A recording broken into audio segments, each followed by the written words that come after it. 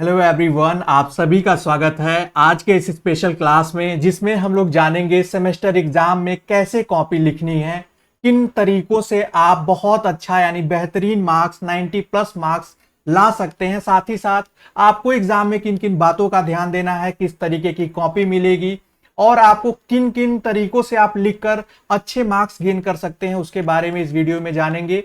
ये वीडियो बहुत ही इंपॉर्टेंट है, आप सभी को इस वीडियो का इंतजार था। स्पेशल वीडियो है। साथ ही साथ हम लोग जानेंगे कि आप एग्जाम में टाइम मैनेजमेंट कैसे करेंगे, ये पीडीएफ कहाँ मिलेगी, इसके अलावा आपका पेपर कैसे होगा, उसको कैसे आपको लिखना है, किन किन बातों को ध्यान देते हुए। तो आप इस क्लास को अंत तक जरूर देखिएगा। ये आपके सामने स्क्रीन पे जो दिख रहा है, ये है आपका फ्रंट पेज आपके डीएलएड सेमेस्टर एग्जाम का। कुछ इसी तरीके से फ्रंट पेज होगा, जिस पर आपको कुछ डिटेल्स फिल करनी होगी। और ये जो कॉपी होती है यानी आपकी उत्तर पुस्तिका जो होती है, वो आपको एग्जाम शुरू होने से 15 मिनट पहले ही मिल जाती है और इसको आप आराम से फिल कर सकते हैं। जो फ्रंट पेज होगा उसमें आपके कुछ निर्देश भी दिए होंगे, आप देख सकते हैं। परीक्षार्थियों के लिए कुछ निर्देश होते हैं जिसको आप पढ़ लेंगे, जिसमें कि लिखा होगा कि पृष्ठ के दोनों ओर लिखना है, स्पष्ट लिखना है और साथ ही साथ आपको क्रम में लिखना है, कोई बीच में सादा पेज नहीं छोड़ना है। ये सब बातें आपको ध्यान देनी है। फिर कुछ इस तरीके का एक आप कह सकते हैं टेबल होगी, जो कि ये टेबल होती है एग्जामिनर जब मार्क्स देता है उसके लिए। इसमें आपको कुछ नहीं करना है। ये जो डिटेल्स फिल करनी है, ये परीक्षा का नाम, अनुक्रमांक, ये सब आपके एडमिट कार्ड पे होगा और कुछ डिटेल आपके क्वेश्चन पेपर पे होगी। अब ये कैसे फिल करनी है, इसको सबको ध्यान से फिल करते हैं। आइए जानते हैं। सबसे पहले इसको आपके परीक्षा के नाम में आपको लिखना होगा डीएलएड। आप लिखेंगे प्रथम सेमेस्टर या जिस भी सेमेस्टर का, द्वितीय, तृतीय, चतुर्थ, जो भी सेमेस्टर आप एग्जाम देते हैं वो लिखते हैं। आप अपना अनुक्रमांक अंकों में लिखते हैं, फिर शब्दों में लिखते हैं, जैसे 2, 4, 9, 8, इस तरीके से। फिर उसके बाद आपको अपने विद्यालय का, कॉलेज का नाम लिखना होगा। ये एक एग्जाम्पल हमने लिया है, जैसे श्री कृष्ण शिक्षण संस्थान वाराणसी। आपके केंद्र का नाम, जहां आपका सेंटर गया है, वो आपको यहां लिखना होगा। आपका किस विषय की जो एग्जाम है आपका, वो जैसे बाल विकास का हमने रखा है पहला पेपर फर्स्ट सेमेस्टर का। और प्रथम जो प्रश्न पत्र संख्या है, ये फर्स्ट पेपर है, तो यहां पर हमने लिखा प्रथम प्रश्न पत्र। और दिनांक, जिस दिनांक को आपका एग्जाम होने जा रहा है, ये डिटेल आप जैसे ही फिल करेंगे, उसके बाद यहां पर जो इन्विजिलेटर होंगे, निरीक्षक होंगे, वो यहां पर ये पूरी डिटेल देखकर साइन कर देते हैं।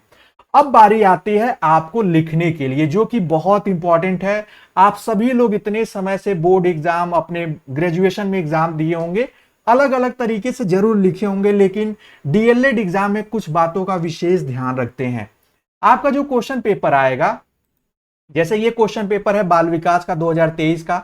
आपको पता है 3 प्रकार के प्रश्न होते हैं, एक वस्तुनिष्ठ या बहुविकल्पी कह लीजिए, दूसरा अति लघु और तीसरा लघु उत्तरी। सबको लिखने का तरीका अलग है और सब में शब्दों की आपको लिमिट दी गई है। शब्दों अप्रॉक्स कितने वर्ड में लिखना है, ये आप यहां पर देख सकते हैं कि लघु उत्तरी को 50 में और अति को 30 में, और इसके लिए आपको एक लाइन की जरूरत पड़ती है बहुविकल्पी के लिए। अब जैसे आपको क्वेश्चन पेपर आपको मिला, आपको ये करना है, हालांकि इस पे टिक तो आप नहीं लगा सकते हैं, लेकिन छोटे डॉट्स लगा सकते हैं। जो सही जवाब है उसके सामने डॉट्स लगा लीजिए। पहले खासकर वस्तुनिष्ठ प्रश्नों में ये तरीका आपको अपनाना पड़ेगा या अपनाना चाहिए, एक अच्छा तरीका है। इस तरीके से जब आप सारे आंसर के लगा लेते हैं टिक या छोटे से मार्क लगा लेते हैं, फिर आप अपनी उत्तर पुस्तिका को ओपन करें। यहां पर आप लिखें सबसे पहले वस्तुनिष्ठ प्रश्न या बहुविकल्पी प्रश्न, यानी कि आप जो शुरुआत कर रहे हैं एक क्रम से करें, जिस क्रम में आपके एग्जाम में क्वेश्चन आया है और जैसे सेगमेंट दिया है। फिर लिखेंगे आप उत्तर संख्या। आप प्रश्नोत्तर भी लिख सकते हैं, कोई इशू नहीं है, दोनों में से कोई भी आप लिख सकते हैं। प्रश्नोत्तर संख्या या उत्तर संख्या 1 डालेंगे अंडरलाइन करके। फिर ऑप्शन संख्या भी लिखेंगे, जैसे आपने प्रसार लिखा, प्रसार सही जवाब है, तो आपको यह भी ध्यान देना होगा कि प्रसार जो था, जैसे ये पहला क्वेश्चन पूछा गया, केंद्रीय प्रवृत्ति का मापक नहीं है, प्रसार नहीं है, तो इसके सामने ऑप्शन थर्ड है। तो बेहतर होता है जब आप इस तरीके से लिखते हैं, ऑप्शन थर्ड को ब्रैकेट में करके प्रसार लिखते हैं, एग्जामिनर को जांचने में आसानी होती है और वो आपको अच्छे मार्क्स प्रोवाइड करता है। ये बातें आपको ध्यान रखनी है। फिर उसी क्रम में आप लिखते जाएंगे उत्तर संख्या 2 का जो जवाब है, 3 का जो जवाब है, 4 का जो है, जिस तरीके से दिया है इसी सीक्वेंस में जाएंगे। 5 का जो है, 6 का जो है, लिखते जाएंगे। मान लेते हैं कि किसी एक पॉइंट पे आपको आंसर नहीं आ रहा है, तो उसके लिए उत्तर संख्या 7 लिखकर वो जगह अभी छोड़ लीजिए, उतनी जगह छोड़ दीजिए, उसके आगे का क्वेश्चन करिए, यानी आगे के आंसर को लिखिए। उसके बाद जब आपको वो आंसर आएगा या जब आपको समय बचेगा बाद में, तो उसको आप बाद में जरूर लिख लेंगे, खाली नहीं छोड़ेंगे, ये बात ध्यान रखिएगा। जैसे आपका ये खत्म हो जाता है, मान लेते हैं कि 4 लाइन 5 लाइन पहले ही एक पेज खत्म हो गया, तो आपको पीटीओ लिख देना है, प्लीज टर्न ओवर, ये थोड़ा जरूरी होता है लिखना। उसके बाद मान लेते हैं आपका पहला बहुविकल्पी वाले वस्तुनिष्ठ वाले प्रश्न खत्म हो गए, तो अब शुरू होगा अति लघु उत्तरी प्रश्न। अगर आपका आधे पेज पे ही खत्म हो रहा है, तो आपको यह बात ध्यान रखनी है कि जो नया सेगमेंट है उसको नए पेज से लिखना है, यानी अति लघु टाइप के जब क्वेश्चन आप लिखने हैं तो इसको नए सिरे से शुरू करेंगे। अब हमारा यहां से शुरू होता है उत्तर संख्या, आप देख लीजिए इसमें जैसे ये 15 हो गया, तो हम 16 शुरू करेंगे नए पेज से अति लघु टाइप के क्वेश्चंस को। अब इसको कैसे लिखेंगे ये जानना जरूरी है। आपको लिमिट दी गई है 30 शब्दों की। अब 30 शब्द कैसे होते हैं, अप्रोक्सीमेट आपको 4 लाइन लिखना होता है, 4 से 5 लाइन ठीक ठाक माना जाता है। कुछ कुछ का 3 ही लाइन में उससे अधिक जवाब नहीं हो पाता है, वो भी बात है, लेकिन आपको 3 4 5 लाइन के बीच में जरूर रखना है।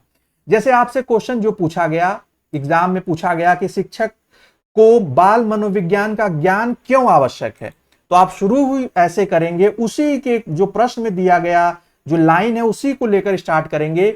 शिक्षक को बाल मनोविज्ञान का ज्ञान इसलिए आवश्यक है क्योंकि या कि मनोविज्ञान के अध्ययन से शिक्षक को बाल विकास के विभिन्न अवस्थाओं का ज्ञान हो जाता है। अगर आपको लग रहा है कि कोई लाइन जो वर्ड है वो इंपॉर्टेंट है, तो आप उसको अंडरलाइन कर सकते हैं, जिसको आप हाईलाइट करना चाहते हो एग्जामिनर की नजर में। ये तरीका हो गया। जैसे ही आपका उत्तर खत्म होता है, आप 2 लाइन छोड़ेंगे, 2 लाइन छोड़ने के बाद अगला उत्तर संख्या लिखेंगे। जैसे 16 था, आपने 17 लिखा।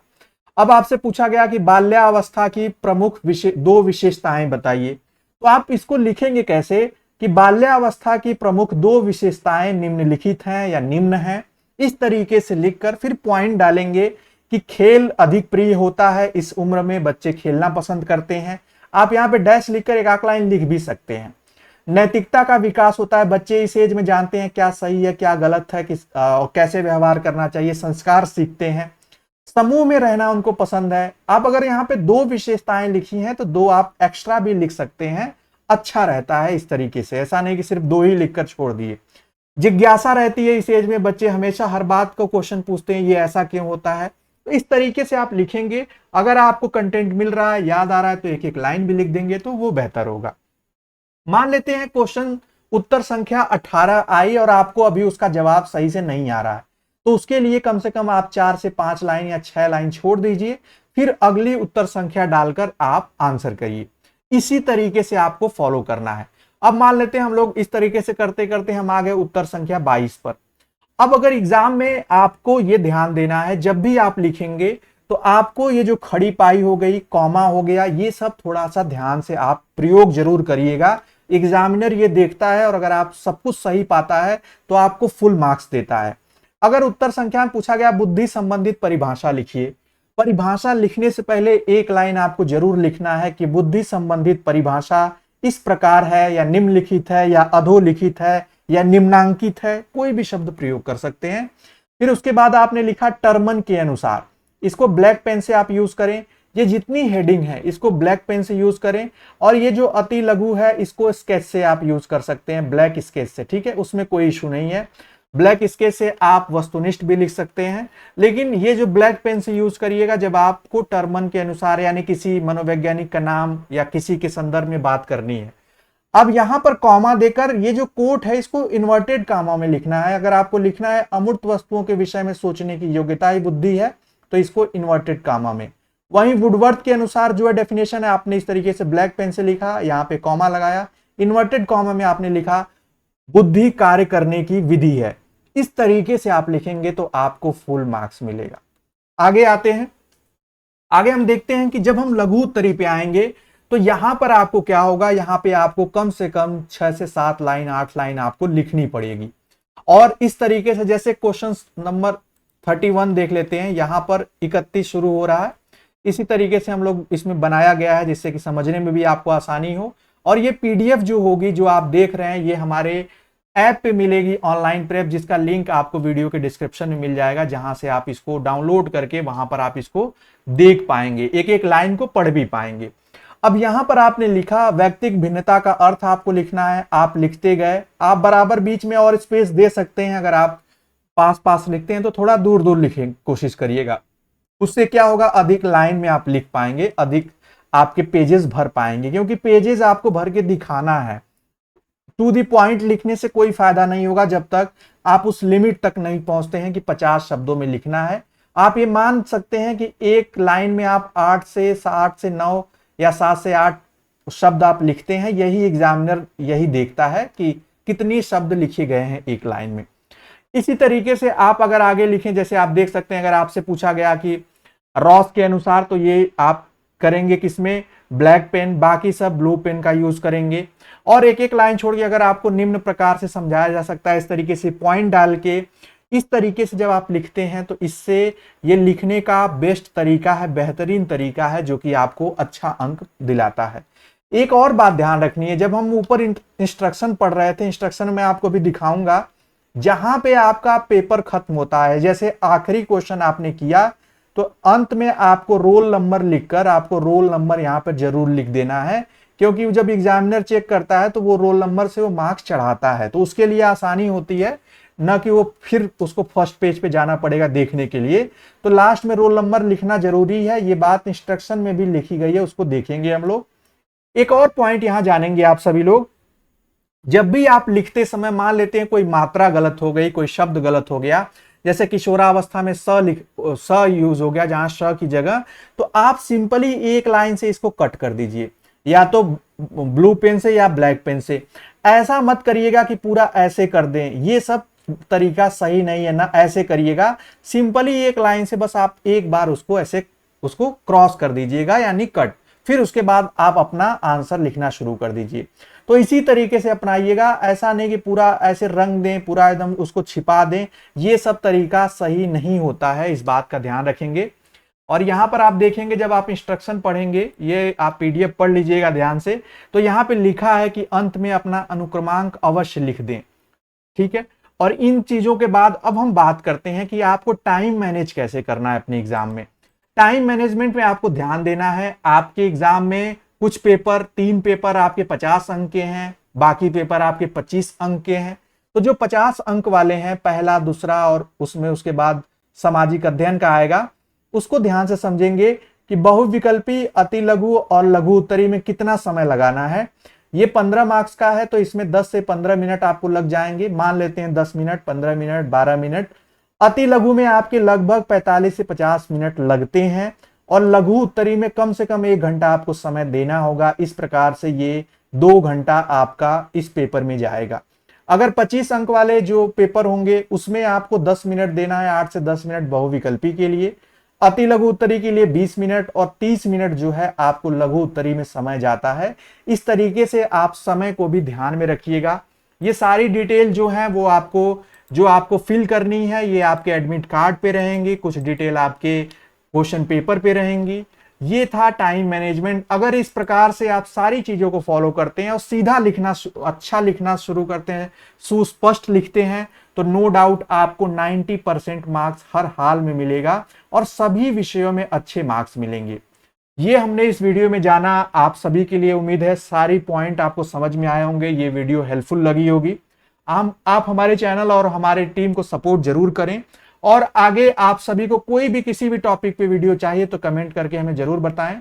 आप सभी के आने वाले एग्जाम के लिए ढेर सारी शुभकामनाएं हमारी टीम की तरफ से। उम्मीद है आप सभी लोग इन चीजों को फॉलो करके अच्छा मार्क्स प्राप्त करेंगे, और इसी तरीके से आप अपना मनोबल भी बढ़ाएंगे। और आप सारे छोटे छोटे पॉइंट्स को लिखना सीख गए होंगे, तो एक बार प्रैक्टिस जरूर कर लीजिएगा घर पे। इसी तरीके के पेजेस जो हैं, ये ब्लैंक पेजेस आपको हमारे ऐप में प्रोवाइड कर दिए जाएंगे।